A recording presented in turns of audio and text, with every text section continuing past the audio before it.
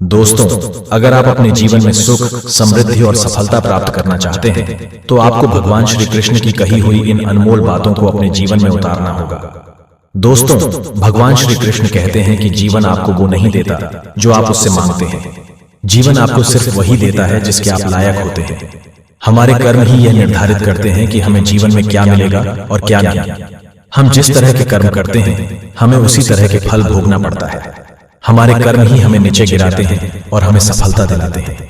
इसलिए हमें बहुत सावधान होकर कर्म करना चाहिए।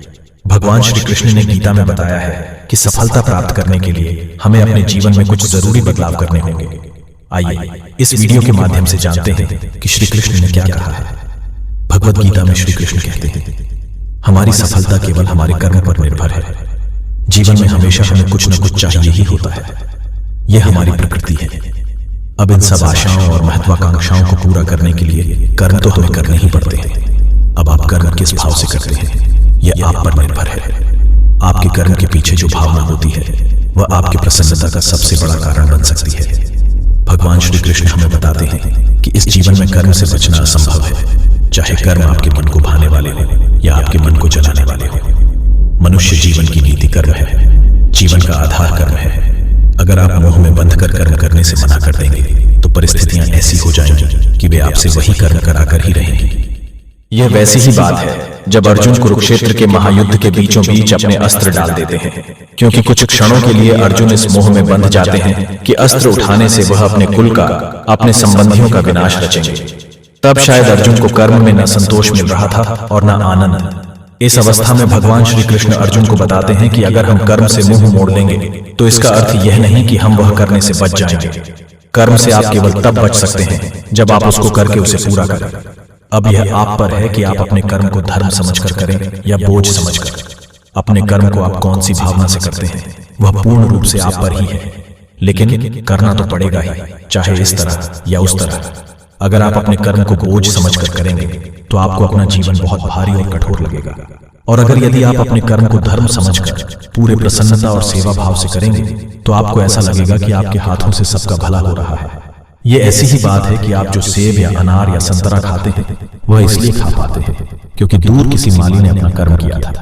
जैसे उसके कर्म का फल आप खा रहे हैं, वैसे ही आपके कर्म से किसी और को कोई सहायता मिल जाएगी। यह क्या होगा, कैसे होगा, यह जानना असंभव है।